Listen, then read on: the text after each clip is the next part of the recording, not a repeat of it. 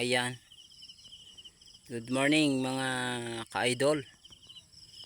So ito po yung tinanim natin na cucumber nung nag-video po ako na kakatanim lang po. So isang mahigit ilang araw na po ba ito? Parang 10 days ago yung cucumber natin na maliit. So mayroong mga spisteo. Yan o. Yan dol. Yan ito. Ang ganda ng tubo dol. Hindi tulad noong dati nagtanim ako. Ang pangit. Pero ngayon ang ganda oh. Diba? Parang hana na po ito mag-akyat yun oh. Yung cucumber natin. Hindi masyadong payat kundi maganda. Healthy siya. So intercropping po natin sa ating si ano natin kamatis, yung tomato natin na medyo pumalpak mga ka-idol dahil sa pagtanim na hindi tinamaan ng magandang panahon mga idol. So ito na po yung tomato natin na medyo pumalpak oh. Yan. Saka alam nyo mga idol sa lugar dito sa Masbate ay pataimingan lang tanim mga idol. Hindi tayo pwede padalos-dalos pagtanim kasi minsan tumagal rin ang init ng isang buwan. Pagtanim mo kapag tanim mo hindi tumiming sa magandang panahon ay talagang hindi maganda yung tubo ng ating tanim tulad nito mga idol oh. Kasi dami itong patay mga idol yun know? Ang pangit ng pagkatubo, maraming patay at saka yung ang kanyang tubo ay may sakit na po pag nadilatar. Ayan. So yun know, may mga banana mga idol oh. Lakatan po yan, saging oh, may sakit oh. Hindi pa na-sprayan. Lapnos. Hindi, anthracnose po yun mga idol. Ayan o. Medyo marami na po ang damo nito. Hala. Ano ba to? Napatay yung isang cucumber sa puno. Ayan. Ayan.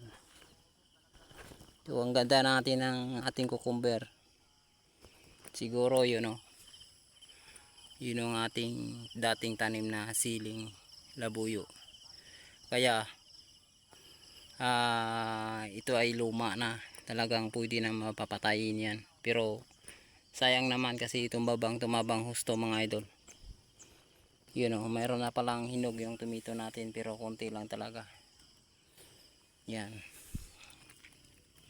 So isang linya po ito ating cucumber.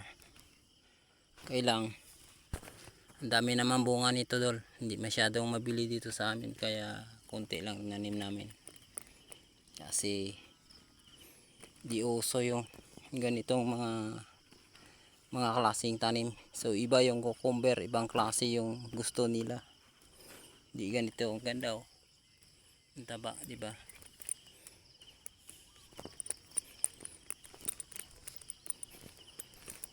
So namulaklak ng husto ang ating tomato.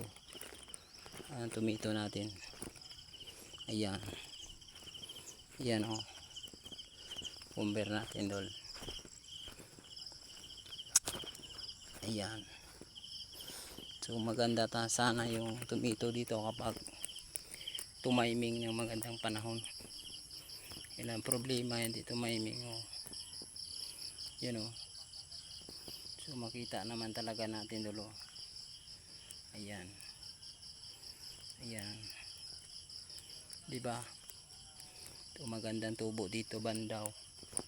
So bago namin tanim dolo. Tomato. So medyo maayad-ayad pa po itong tubo. So may putot na yata to. Tingnan natin. Tingnan nga natin kung mayroong putot to. Putot na yata ito. Yan. So makita natin yung medyo kulot dolo. Medyo kulot dahil ito sa lamig ng panahon. Ay minsan tuloy-tuloy ang ulan dito kaya nagkaroon ng medyo kulot ng dahon ng ating tomato. Yun o. Maliit pa pero okay na yan. Okay man yan. Makaya rin yan. So marami na bulaklak at saka nakapaghana ng yung putot niya. So hindi masyadong katabaan yung tanim natin ng tomato ngayon kasi yung tinaniman natin ay paulit-ulit lamang. Dapat bago laging bago talaga ito. Bagong lupa, bagong bungkal. Tanim tayo, diba? Bago talaga. You know. Medyo kulot yung dahon niya.